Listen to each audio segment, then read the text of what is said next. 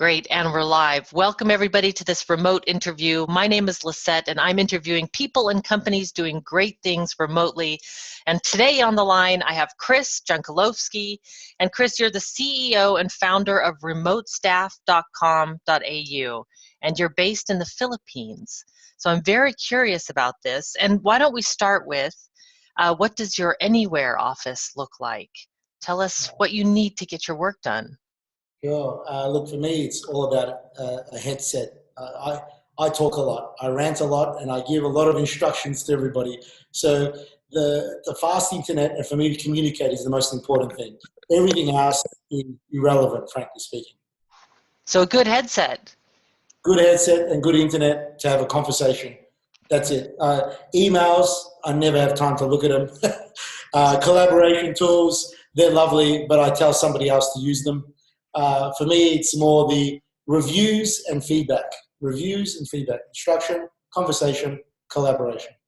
Oh, we're definitely get into this, because I know feedback on remote teams is an issue that people talk about. But first, I want to start by talking about your company, remotestaff.com.au. I don't know if that doesn't quite roll off the tongue. How am I going to? I've got the remotestaff.com as well, but we're not using it just yet. We're looking to develop another concept with remotestaff.com, which would be global. We just kind of, as a company, getting ourselves prepared to handle that sheer excessive ambitious vision. So we are holding off on the .com just yet, but we are expecting to do something about it towards the end of this year. Interesting. Okay. So tell us about what you do. What does remotestaff.com do? Yeah, look, in a nutshell, we specialize between Australian relationships and Filipino relationships. And we have, since we started in 2008, we've serviced 1,900 businesses, of which 300 are international, such as in Europe or America. And then we've helped employed to work professionally from home over 5,000 plus Filipinos since 2008. I believe we have 600 staff working right now. And we're totally dedicated to saying to employers and Filipino employees that you can rely on each other, you can depend on each other, and you could expect to allocate real responsibilities to these people from a virtual landscape. It matters not. They can be an extension of your own team. And we try to facilitate both parties to cooperate in that kind of ideal. And why the Philippines? I mean, there's probably an obvious reason. I would think cost, but but are there other reasons? Yeah, look, it's mostly cost, and also I think for me it was safety as well. Initially, I tried with Indian staff as well, which I'm always very ambitious to do something in India as well. But for me, I just felt safer with dealing with Filipinos. They were just lovely people, just easy to get along with, very easy. And I found that once you get their loyalty and their commitment, it was quite easy to kind of build a foundation with them. I've heard this before, actually, that the culture is very well suited, actually, to the remote working. That's come up in previous interviews.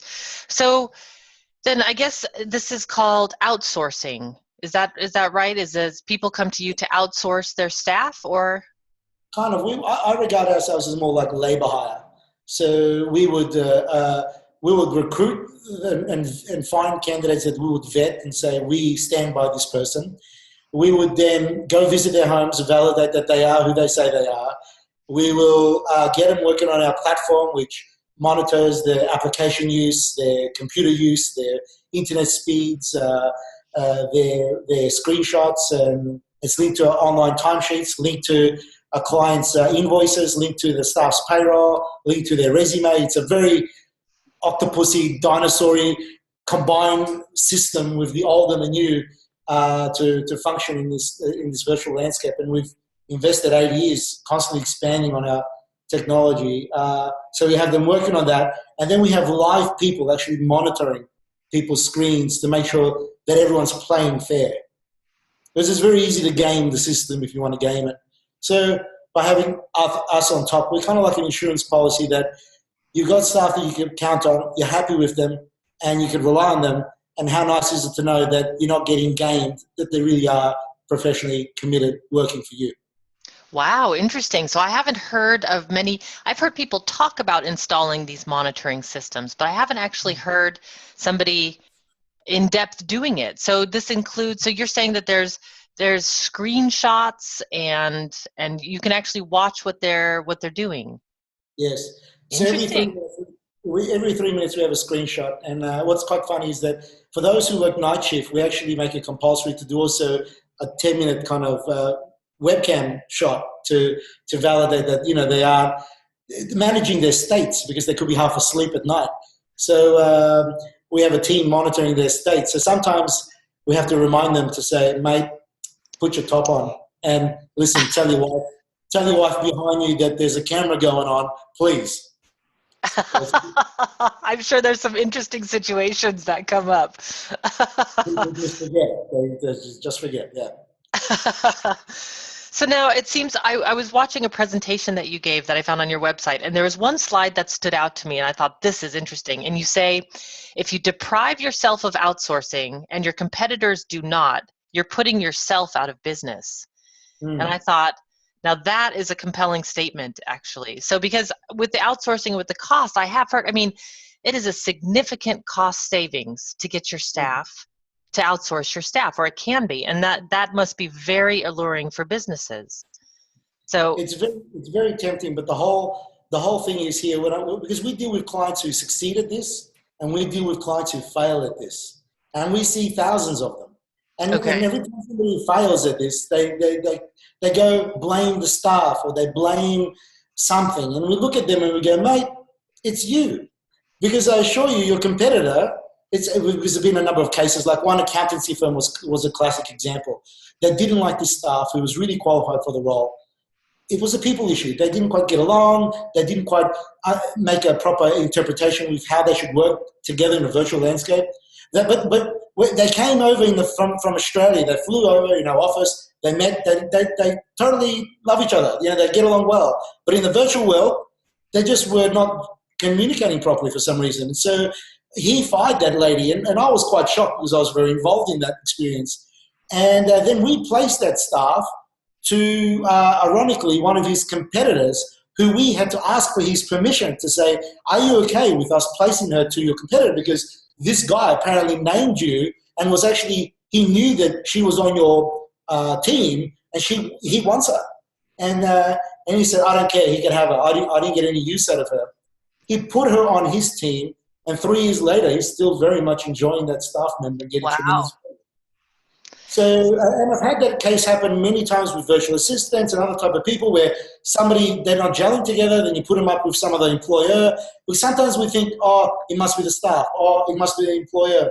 And then we realize, well, let's just do some experiments. And then it's fascinating what happens when you move one individual with a client in a virtual landscape, and then you see, bang, there's a connection with one of them, and they take off. And what?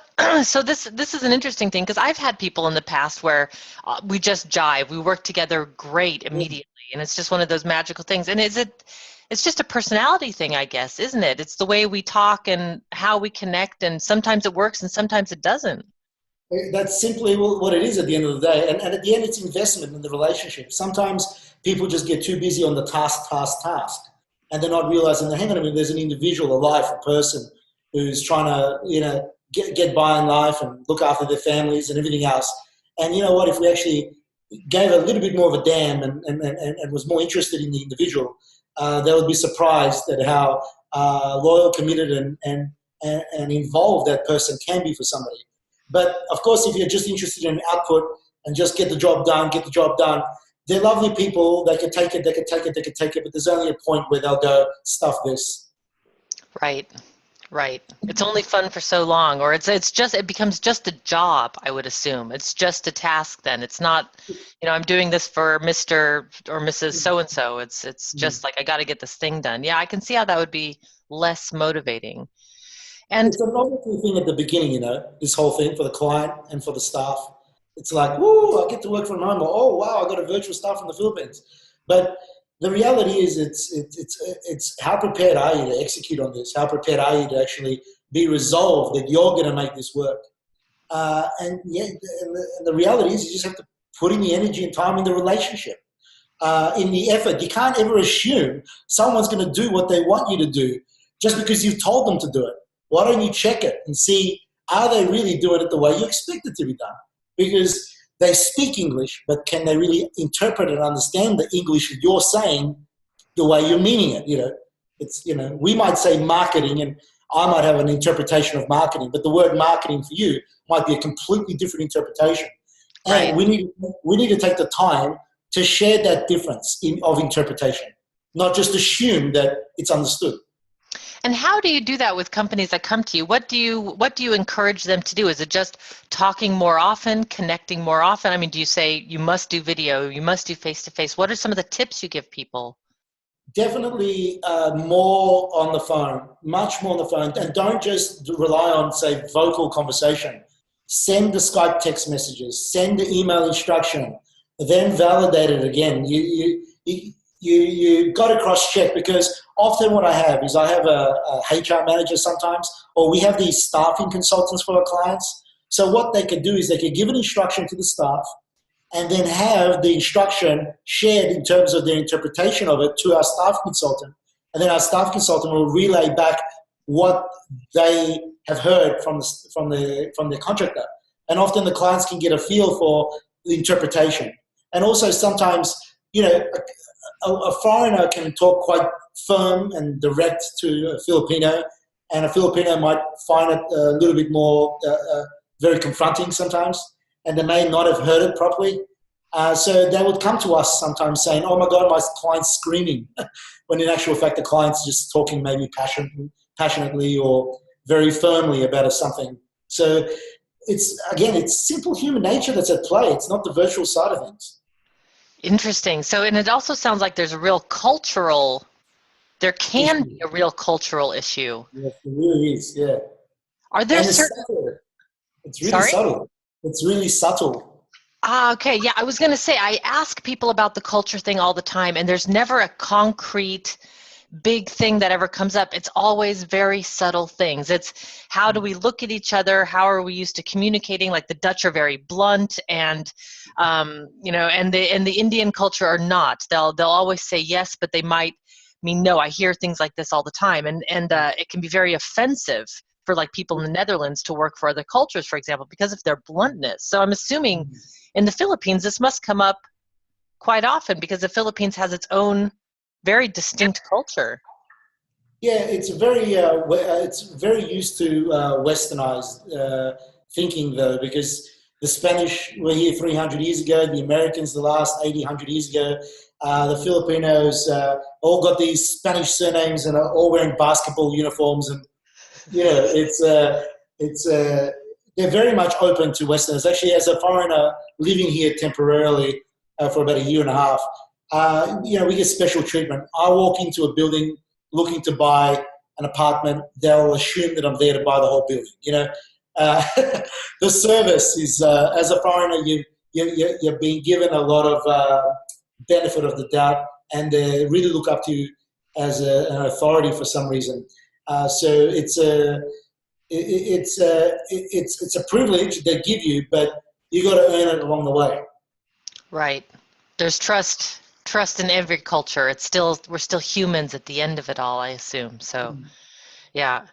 So what is it then?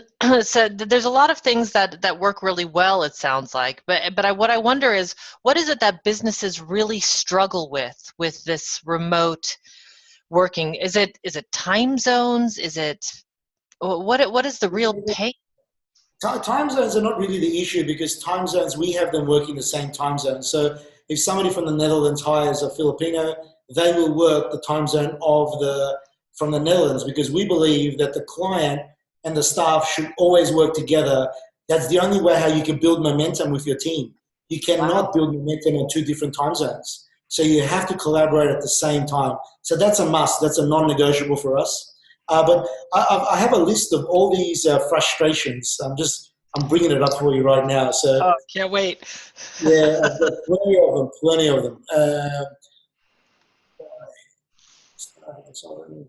Frustrations. We call it gratitudes and frustrations, because there's a lot of things that they can be grateful for, And obviously there's a lot of things that can be extremely frustrating. Right. There's a reason why people go and they're doing the outsourcing, because there's a lot of things that's working for them. I mean, the reduction in cost, the extra staff, I'm sure there's a lot of things, but I'm trying to get into the meat of like what's really hard about remote working and how are we solving it? I find that curious, because I know it's always better. Okay, it's better if we can be in person. I mean, in many ways, I hear that all the time, but what if we can't? And I would have to argue maybe it's not better to be in person sometimes. I think. I would agree. It's not necessarily always better to be in person. For example, I had a whole team of IT people in Sydney once, and they were all just there in one room, but they're all Skyping each other. So no one was talking because they didn't want to be too loud or they didn't want to interrupt anybody else. So they were all together, but they're all working still virtually. Right. Plus they have to commute. Yeah, to get to that space. And the only advantage was, the lunch breaks and stuff where they really kind of socially interacted. I'm just looking for this flyer for you. This information for you. 1 second. No worries. I'm sure you'll find it interesting. Oh, yeah. I'd love to compare our lists. I also have a list of frustrations that people have come up with. It's quite long. It is hard. It is a new way of working. That's why they call it. It's a new way of working. So I think people underestimate the differences that go from co-located to virtual. They are subtle differences, but they are differences. They are. So here are the top 4 things. Poor work performance issues. Basically, the employers not getting the best performance out of their staff. Employers without management experience, like, believe it or not, there's a lot of employees who don't have proper management experience, and let alone virtual management experience. Communication and cultural challenges, and dealing with grievances and disciplinary matters. And then we have, in each one of these topics, 4 cases to 5 cases in each. So like dealing with grievances, work ethics, or moonlighting is something we are always having to fight against, to say, hey, don't freelance while you're working with somebody, be 100% focused. Being taken advantage of, people saying that they're working can pretend to look like working, but they're not really working. Honesty and confrontation issues. Sometimes the employer and in the employee, they're just not being honest and they're not confronting the issue head on. They're going around it in circles. They're making assumptions about each other, not just openly sharing it.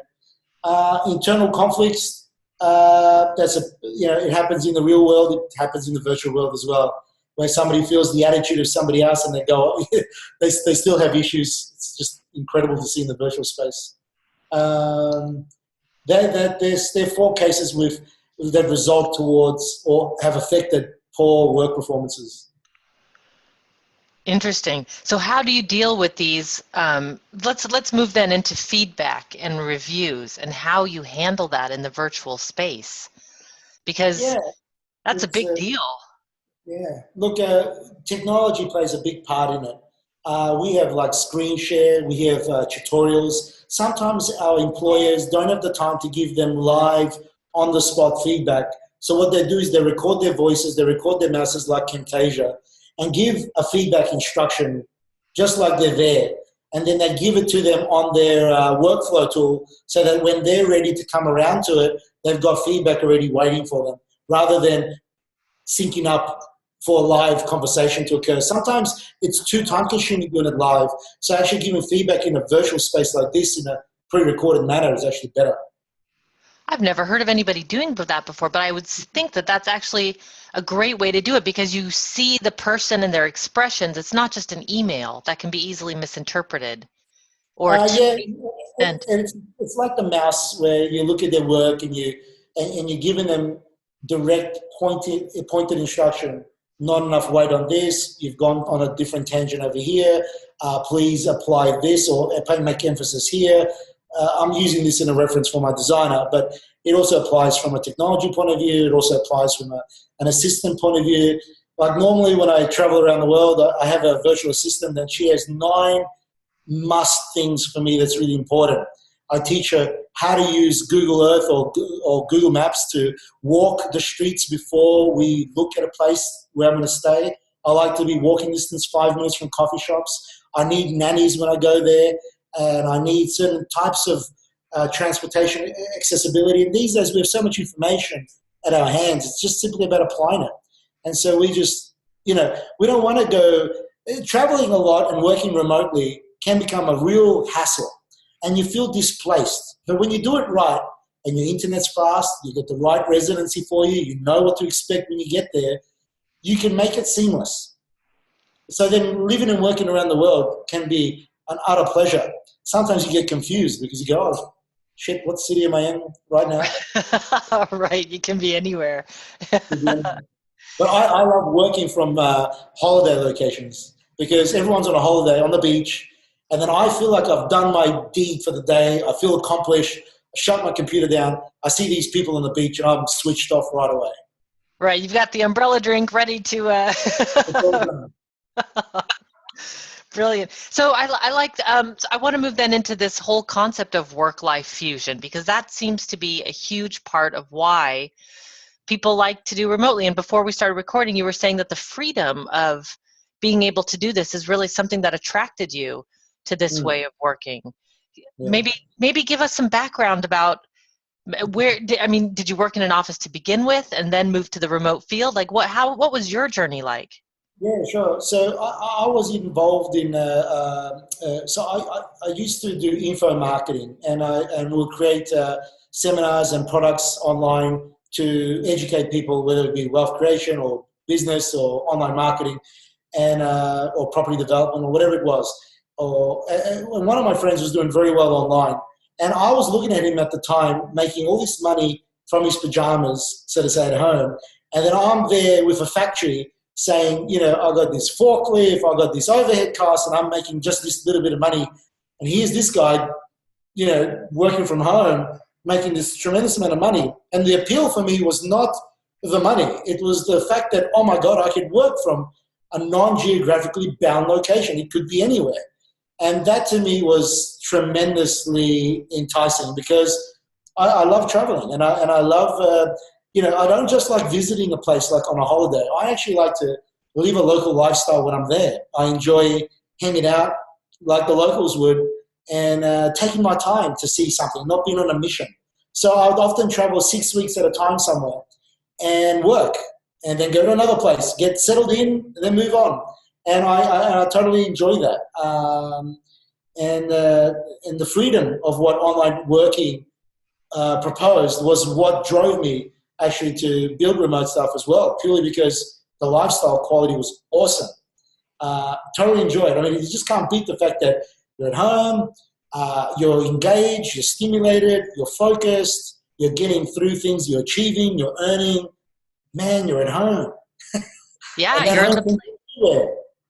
Yeah, and do you have a lot of people saying like, "Oh, I wish I could do that," or "Oh, I'm so jealous," or do you get people? A lot of people are asking me why am I just doing it in the Philippines? Why can't I help create these opportunities for other people in Australia or Netherlands or America? Hence why remotestuff.com is coming. Yeah, you're like, I'm on it. I'm on it. Yes. So what do you, it's all very good. I have the same thing, the freedom. And in fact, I like the same travel concept as you do. I don't like to be on the road all the time from one place to another. I'm totally not a digital nomad, but rather I call it a work holiday, where I go someplace and I stay for an extended period of time and just live like a local and just get to know the place, walk the streets and visit all the coffee shops and, the bookstores and all the little things that you do when you sort of live somewhere. But what is the resistance that people find? I mean, it seems like the technology has been around for a while, but now it's really, now we can really do it. The technology is really no longer in the way anymore. Why are people resisting this sort of lifestyle? Look, employers, it really depends. So I've dealt with employers that are of all scales. And one thing's very evident, that it's a comfort zone. Like some people are just at the end of the day, not comfortable with hiring somebody from halfway around the world that they're not going to meet face to face. They don't know who they are. that just doesn't sit well with them to allocate such responsibilities to them that, you know what I mean, they've not had that face-to-face bond yet. Sometimes even when that bond happens just once, one catch-up, it opens, it's such a bridge already compared to when that bond never quite happened. So there's those. But they're easy to overcome. What's more interesting are those who don't have the time. They're really on a chase for market share. They really are after perfection or standard. They're trying to accomplish something, and they're investing so much energy and time to accomplish that standard that they just don't have the tolerance towards going through the journey, that patience that you need to make virtualization a reality for their businesses. So it's the time and standards that affect them. So every type of employer, depending on the stages that they're in, has different factors that apply as to why they didn't apply it. Right. So if somebody's just starting out, there's going to be some ramp up time if you're going to try to go virtual. Starting up is easy. They got all the time in the world, so they're more than happy to put in the time in the world. You know, they got the time, they're investing their time, so they need help, and they don't have the cash. So it's a perfect recipe. So they'll hire somebody to get it started. They can leverage on arbitrage of wages. You know, instead of hiring somebody from the Netherlands for $3,000 US a month, you can hire somebody for $700 a month. You know, for similar capacities. So there's such arbitrage. Why not? You can capitalize. But it's the employer who then scales or takes off and needs to grow really fast, or all of a sudden their conduct is no longer acceptable at a particular standard. They've got to lift up their game, but they have no idea how to do it. Trying to do it in a virtual setting is possible sometimes, and it has happened, but it can be costly. Right, and also in time and in your accomplishment. Like, yeah, you got there, but damn, it took you another year longer than it could have. Right. So now I can see you're in an office. So yes. Right, you're not on a beach. There's no umbrella drink. So you have experience both in the online, running things online, and actually being in an office now. So I want to learn a little bit about that transition and why that happened. That's a fascinating journey because, as you know, I'm so passionate with the virtual space. I ran remote. I've been running remote stuff now for 8 years, and the first 4 years I ran it virtually, 100%. Started virtual, kept it virtual, and then the last 4 years has been in the office. We reached the point where we got to about 60 something staff virtually, and unfortunately, my managers were not managing their departments, and we had a lot of departments. We had a compliance department, an accounts department, a marketing department, business development department, a recruitment department, an account management department, and so on. And these departments were not talking to each other properly. We're not collaborating properly. And then the managers were too busy burning out fires and trying to get on top of it. And then putting on new people and replacing people just started to slow things to a grind. And we lost control in the landscape. We just said, wow, if we need to scale and grow, we can't do it anymore virtually. Well, that was the point that I got back then. Hence, I got the office, and then the office was hence why offices also still exist, because when you've got a larger team, you need an environment where people can speed up the process in pointing people all in the one direction. It's so much more easier in an office. Change tactics, so much more easier. Train people, so much more easier. Collectively collaborate between departments, so much more easier, not just within a department. And allowing each other to kind of feel each other in terms of, well, this is what they do, this is what they do, this is how they all this is how they all fit into the whole equation. It was just so much more faster. So from a virtual point of view, I realized I've reached a kind of limitation. But now, after 4 years in the office, I am tempted to shut my office down and go 100% virtual again, because I actually know how I could do it again if I wanted to do it again. And that would be I would literally put a team of managers in the one office only, the managers, and like in an army, and have my troops out on the field from home. So my army to be central and all my heads to be in one location, but everybody else can be remote. Interesting. So it's turned into a hybrid sort of. It was all online and then all in the office, and now it's sort of this hybrid version, sort of where you have a headquarters of. I'd like to. We're not there yet. This is for my internal team. I have 95 staff. But my 600 staff are for my clients. They're all virtual. But that's the future. If I was to remove my office one day and go virtual again, that's how I'll do it. I'll just have a little office, central headquarters, and let it be that way. I wonder. Sorry to interrupt. I'm a chronic interrupter. I apologize.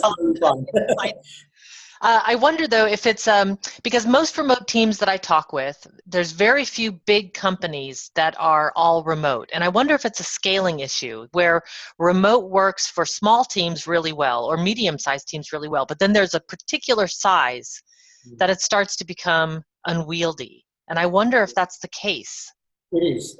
So from our client's point of view, we could see that because we've had clients hire as many as 89 or 90 staff virtually. Wow. So one client hired 90. We have another one. Well, actually, he's existing right now, 89. We have another one of 55. And then there's the rest that dribble and drop down to 15 and 20. It's all about capacity. So most employers have the capacity to go up to about 50. They struggle. If they can get to 9, they're good. If they can get to 15, they can get there. Very few can get to kind of 20 to 30.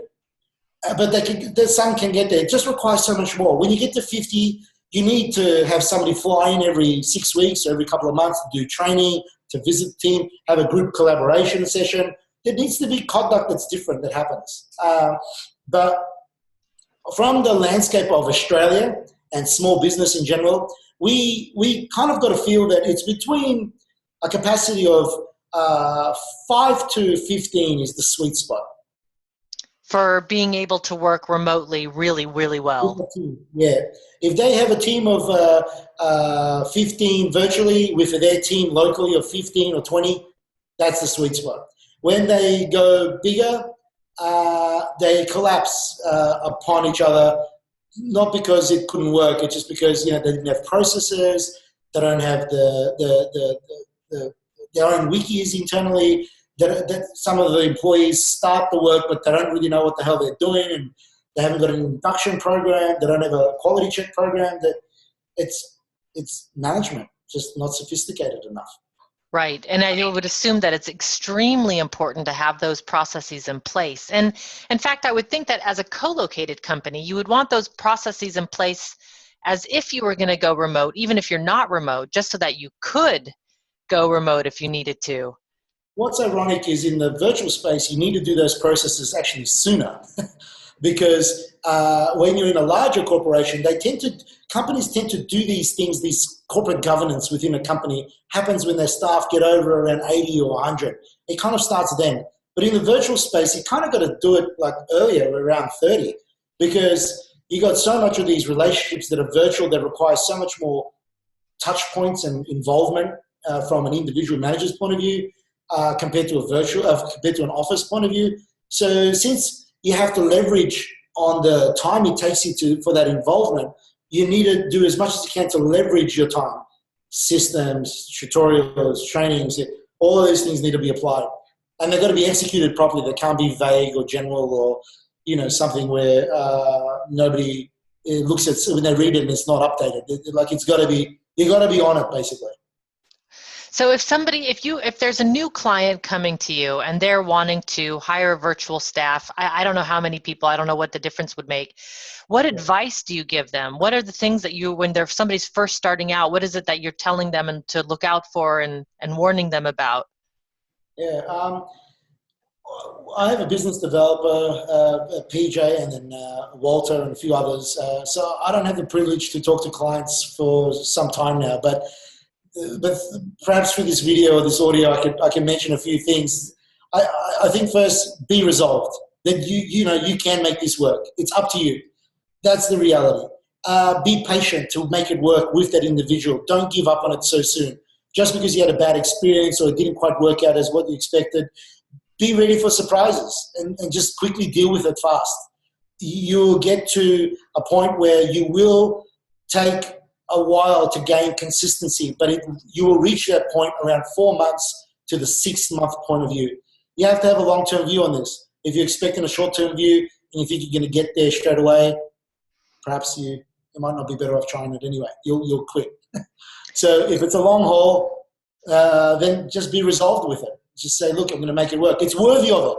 Because it's like winning the lottery when you make this bloody thing work. It's like, holy cow, I cannot, I'm able to bank on these virtual staff that are costing me nothing to run a mega operation. How awesome is that? Yeah. So there's one I had somebody write to me from my mailing list with an issue, and this person said, I hired somebody and we spent the interview process was really, was a long interview process. He had to go through several interviews and several tests, and then we trained him for a month, and then he left. Like the guy, the staff just took off, and we, and he was so frustrated. And he says, what can I do? And in my head, I thought, you're going to get a few like that, where it's just, you trained them, you interviewed them, they went through the process, everybody passed, and it just doesn't work out for some reason. You must, given the number of staff that you work with, you must see this. You're shaking your head, so I know it's so embarrassing that it still happens. So it's like we work with them, especially in the Asian culture. What happens in the Asian culture is that they're afraid to confront you about a decision. Like, I've changed my mind. So they'd rather not tell you and just disappear on you because they don't want to lose face. So they would they feel that it's more easier to just disappear. And so that conduct is just really frustrating because we kind of tell them, for God's sake, if you actually told us, it's easier for us to move on and carry on. It's also from our client's point of view, you're representing us to our clients, for God's sake. So, you're leaving us out in, with mud on our faces going, oh man, you said yes, you got trained, you said in 2 weeks' time you're going to get started. You start day 1, disappear on day 2, and you never return. Holy cow. Like, we've all invested in you. We've all put in money and time. We're banking on you. You've got nothing to lose. We're guaranteeing you income. And you do this. So it happens maybe once out of every 50. Okay, so it happens is really the advice, is sometimes these things. Yeah, that was my response too. I thought, I just went through the same process with the Happy Melly team. We hired somebody, great guy, even met him in person. We both happened to be in Paris at the same time, so we met and had breakfast together once. And great guy. 2 weeks later, we've never heard from him again. And I was like, you would never guess. He was a great guy. Yeah. Look, people change their minds. And what's really embarrassing is not when it happens 1 out of 50, it's when it happens to one individual like once, then it happens again. And then it might even happen a 3rd time. So that's what's really puzzling. And so sometimes it really is a work style, I call it. So they're open, the game, they find out a little bit more about what you're all about and what you've got to offer them. And then they realize that this isn't quite the game for them. And rather than telling you and trying to explain it, they just disappear. It's easier to confront. But yeah, one client I remember very clearly, he's very firm, is the best way to put it. He's awesome because he's very candid and blunt. And so sometimes it's just a bit too much to swallow for some of the candidates. And so they work with him and then they quit. And they work with him and then they quit. So, and when we spoke to the guy, because we talked to him, we love him. As a Western bloke, we're like, this is awesome. No bullshit, straight to the point, fantastic. But then the Asian culture, this is a cultural thing, just, felt like there needed to be a little bit more sugarcoating in between. Right. And that is important, I can imagine. And so in this case, do you find the staff to fit the client, or do you tell the client like, hey man, we love your bluntness, but you got to tone it down a bit? So it's the lessons they need to learn, right? We can say it sometimes, and we do catch them out sometimes, and we do recommend. There's some clients who don't even, some clients don't have the time. Like, none of us have the time. We're all trying to save time. We're all trying to leverage our time. But we need to invest the time here to make it work. Or our managers need to invest that time to make it work. And so it's an unfortunate reality that heaps of people are prepared to make it work, they get it going, and then they don't have the time for it. They just assume it can be on autopilot now. And that's one of the biggest sabotaging efforts that I find in the virtual workspace. It goes like flows, and unfortunately, in the workspace, the true face of the employer comes out sometimes. After that struggle of finally getting to work, they go probably tell their wives or husbands, "Oh my God, that was such a mission. I'm so grateful I got it working now. I don't ever want to talk to these people again. I'm just going to email them instructions for the rest of my life." So it has to be maintained. The connection. It's a new way of working, and we touched on it before that it's kind of a new style of management. That it is a new style, yeah. But on the point of the relationship bonding, I was going to say that sometimes there's Filipinos that are really perfectly suited to an employer, and then there's employers that are perfectly suited to the Filipino person. There is a real people dynamics to the whole thing. There really is. And sometimes you're never going to know until you work with them too. Right. Yeah, it's the little things that come out. And of course, everybody's on their best behavior in the first 2 weeks. It's like dating, right? They never do the weird stuff the first few times. You have to wait a while. Yeah, I always like to question the decisions. I always like to see their kind of thinking or what they see or what they don't see. Those things tell me more about somebody than what they actually have done, you know. So, but those things, you know, you can interview as much as you like. You can play scenarios as much as you like. And yes, it does help you weed them out. It's an art more than a science, yeah. Right. Well, it seems like you've definitely made it work. I mean, you have a staff, you said, of what, 600?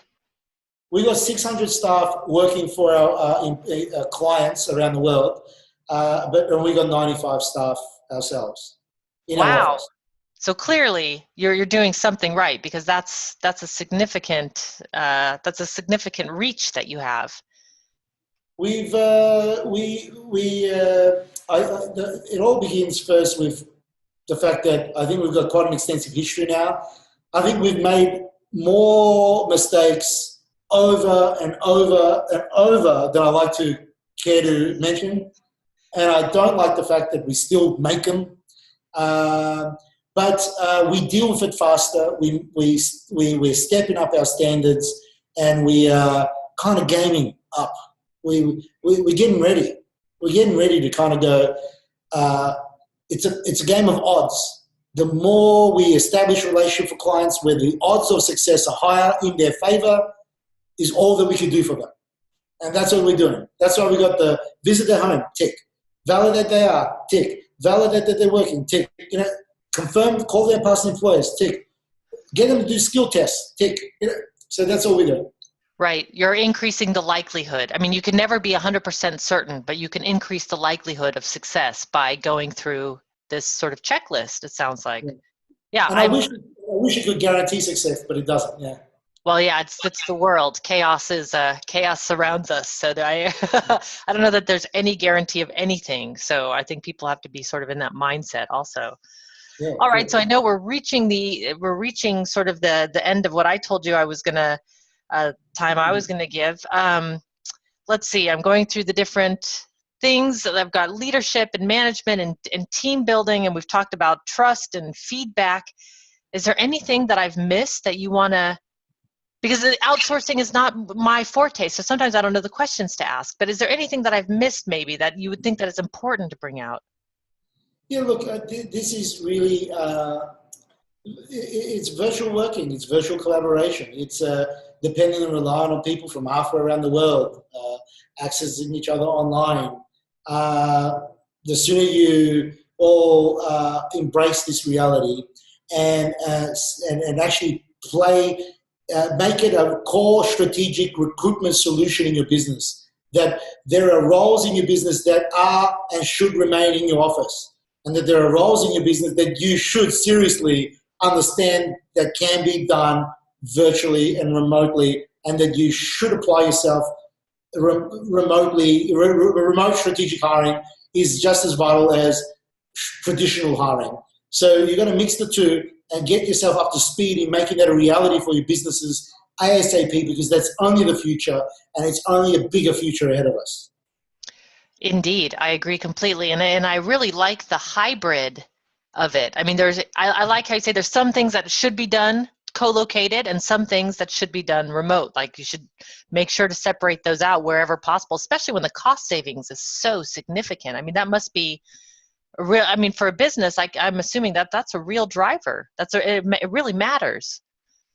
Yeah, but again, it depends on the size of the business. And so when time is an issue for market share, or when speed is an issue, or when standards are an issue, when they're prepared to spend whatever it takes to get the best, virtualize hiring or remote hiring sometimes is not going to suit them. So that's the reality. But when that equilibrium of cost savings versus effort kind of balances in that sweet spot, yeah, it's a no-brainer. Right, it's the only way to go. So if people then, my last question then is, people want to get in touch with you and learn more, and I mean, you're getting ready for world domination. So so what's the best way for people to get in touch with you if they want to learn more and get involved? Yeah, look, I'm a busy person because I'm running around with running also realestate.ph, a property portal in the Philippines. Yeah, look, remotestaff.com.au, there's lots of touch points there from phone numbers and emails. They can reach me through there by asking for me. I'm generally available on email, and I'm always open to having interesting conversations in this topic. I'm still very passionate and interested in this field. So yeah, remotestaff.com.au is the best way to go. Okay, yeah, and it's a really comprehensive, nice-looking website too. So I think there's a lot of information there for people. We're actually going to load up something new, which I look forward to in the middle of March. So look out for that new one where it's taken me, because I got the office in 2012, I have not uploaded the website since 2012. And so it's taken me so long to get this new site up and running, but I'm grateful it's a monkey off my back. And I think in the online world, it evolves and changes so much. What the market expects of you and what they, because there's so much landscape changes. I can't afford to leave a site not updated every year. It needs to be updated every 8 months, actually. It's crazy, isn't it? The sort of the time of these things. It used to be, I mean, now when you say like, oh, that app is old, I mean, you could be talking about months. Yeah. it's so ridiculous. Fascinating. Things move so fast. I always ask my staff, listen, guys, stop focusing on all these changes. Just focus on what you think is not going to change in the next 5 or 10 years. If it's not going to change, put your energy in that, because that's what matters now. That's going to matter in 10 years from now. So stick to doing that. So when we give a candidate to somebody, it's got to be somebody that's made a firm commitment that they want to work with that employer. That's not going to change 10 years from now. Make sure you do that good. If we endorse somebody, make sure you stick by to that person. It's somebody that you really have vetted, that you agree that this person is going to be good for that guy. And state the reasons why. Those things aren't ever going to change. That's why we've been around for 8 years, and we're going to continue being around for a lot longer, no matter how much this market and landscape changes. Right. I think that's really good advice. Really stick to what's going to happen in the next 5 years, because after that you have no idea. I mean, yeah, look, I mean, there are things we all, change is part of life. It all happens. So we're going to go with it. We're going to flow. We're going to adjust. We're going to adopt, but stick to what we know. People appreciate now, and will surely still continue appreciating 10 years from now. Indeed. Well, that's a good way to end. That's a good note to end on, I think. So I really appreciate your time today, and great to finally meet you. I've seen you online all over the place. It's totally nice to have a conversation finally. I appreciate you taking the time to do this. No, you're welcome. Thank you.